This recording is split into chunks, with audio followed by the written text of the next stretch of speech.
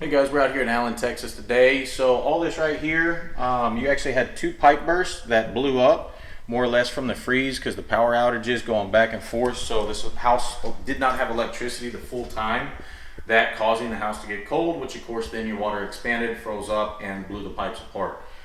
This house still looks this way because we've been fighting insurance since pretty much the beginning of February from the initial freeze. We had bacterial growth because the insurance company told them to get estimates, stuff like that. That is not how water mitigation goes. Usually we sign a work authorization, get that sent over to the homeowner for signatures, and explain the process, and also get online with the insurance adjuster to make sure we're all on the same page. This one here, we could not get proper communication. They're based out of California. They don't have any local adjusters here to the area, so it's been kind of pretty much pulling teeth. That's why 5 months later, we still kind of look like this. We had to actually clean some of these studs due to the bacterial growth because they told us to hold on, wait. So once we got all the studs cleaned up, we actually had to seal these. It's almost like it kills. We just use a different commercial grade that actually has antimicrobial tendencies and or chemicals in it to make sure there's no bacterial growth present, and or we eliminate this to turn into bacterial growth, which of course in the end is more or less mold. So this right here, two pipes right there. Whenever we first walked in February, we were actually, y'all might have seen some of our photos.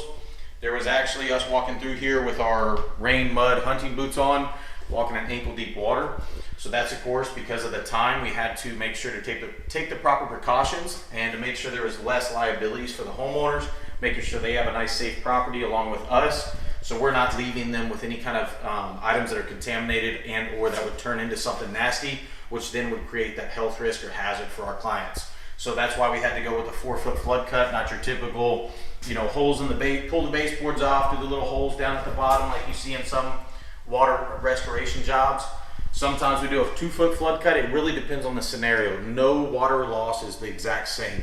They all have to be handled completely different, and that's why making sure you use a water mitigation contractor for things like this, not just a normal remodeler. Now, when you go to put your house back together again, sometimes we have the availability to come in, get the house put back together.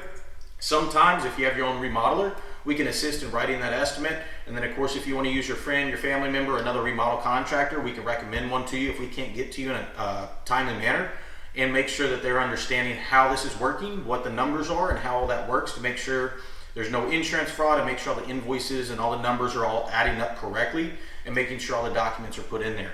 But other than that, this whole entire house is going to get a fresh layer of sheetrock, all the new insulation. We're going to be doing the floors, pretty much more or less a spare bathroom, a master bathroom remodel. They're wanting to probably sell this property, so we're going to go with like a nice builder grade.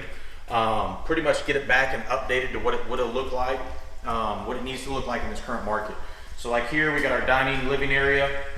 This had tile, it had a little bit of carpet, a little bit of linoleum mixture. Same thing with the floors in there in the kitchen. We're going to be doing new kitchen cabinets, new appliances. Other than that, pretty much just try to get this thing up and running as quick as possible and efficiently. But that's why you also need to make sure you have good insurance coverage, because all the companies out there have their A, B, and C insurance plans.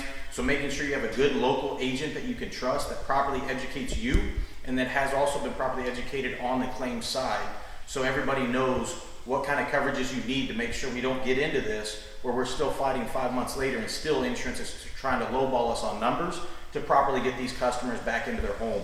Because of course now they're living with family members and or in a hotel, and of course that does displace you, and that's not how this is supposed to work. So making sure you have an agent that properly writes everything, and of course you guys as consumers making sure you don't just go for the cheapest insurance, because a lot of customers do that trying to save money, but then when you have a loss like this, you get what you pay for.